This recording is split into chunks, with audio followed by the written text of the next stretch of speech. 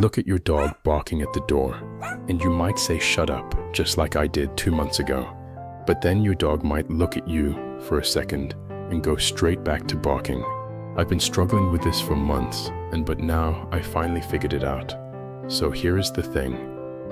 It has nothing to do with how undisciplined your dog is. It has everything to do with how you say it. But let me explain the frustrating thing about this situation, because I know you're trying to help. And even though you're not ignoring your dog, but sadly you are confusing him with your tone or the way you talk to him. So from what I've noticed, the most common mistake people make in this moment is not what they say. It's actually the mismatch between what they say and how they say it.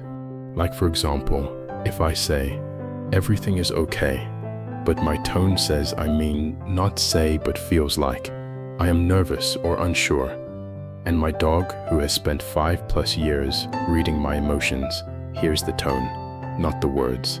So this isn't your fault, okay? Nobody teaches us this.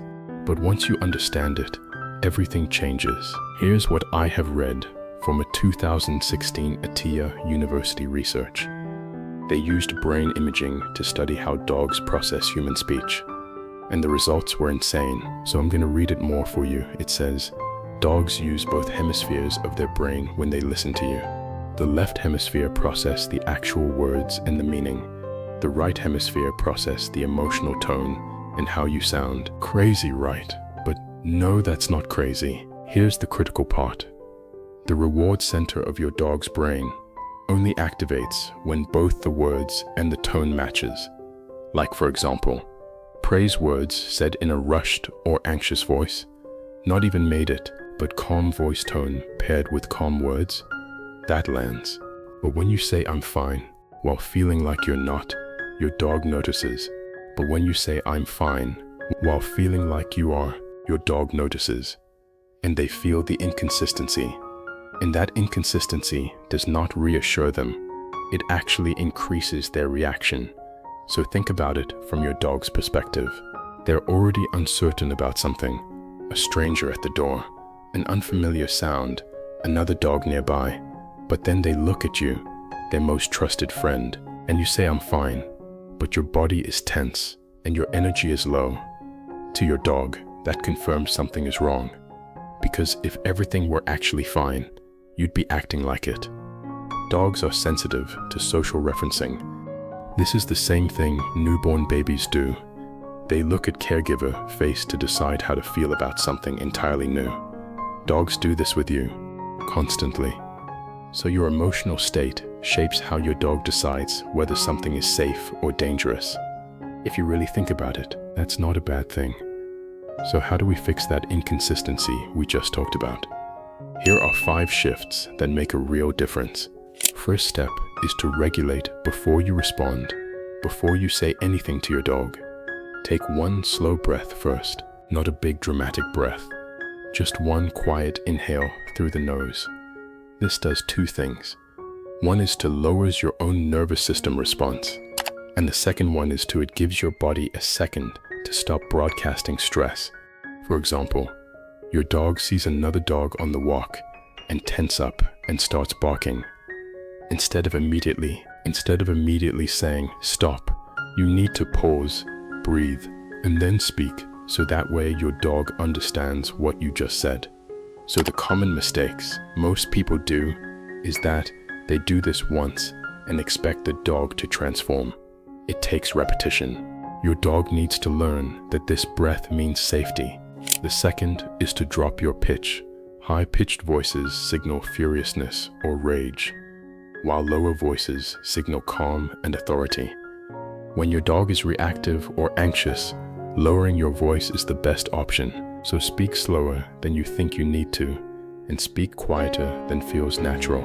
Example, instead of a high stop that rage words, try using a slow, calm, easy there. So your common mistake here is you think louder means clearer. It doesn't. Louder means urgent, and urgency is the opposite of calm. The third step is to match your body to your words. Your dog is watching your body, your hands, and your facial expression. If you say relax with tense face, your dog reads the face. So for the next time, soften your face a little bit to your dog. Fourth one is to replace the phrase. The phrase "stop that" has a problem beyond tone. You've probably said it hundreds of times in moments of stress. Your dog may now associate that phrase with tension, not reassurance. Build a new anchor phrase, something you only say when you're genuinely calm. It could be "easy there," or even just their name said slowly. Say it again and again in calm moments at home, and it will eventually build the association. Then use it when it counts. One mistake most people do in this is using the new phrase before they've actually built the association. The word means nothing yet. Practice first. The fifth step is to reward the moment of calm. The second your dog's body softens even slightly, mark it and give him a gentle treat or a quiet yes, but not a big celebration, just a quiet acknowledgement. And that way, you're teaching your dog that calm is the behavior that you like the most. But before we finish, there are 3 things you guys do to your dog that quietly make things worse. And most people don't realize they're doing any of them, and I know you won't agree with the last one. The first one is comforting during the peak. When your dog is barking or spinning, that is the worst moment to say "stop that." Their nervous system is flooded. They cannot process your words at all. Worse, giving attention and comfort at peak barking time can reinforce the behavior. Instead, wait for the barking time to dip even slightly, then respond.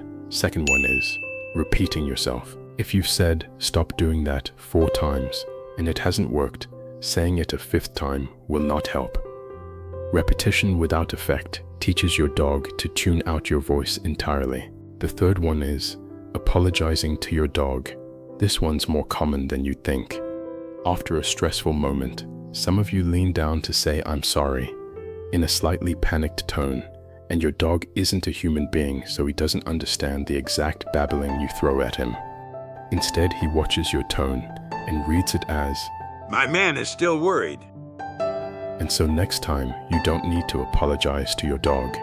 You just need to return to calm, with a relaxed hand resting near them, and that's it. So at the end of the day, your dog isn't ignoring you.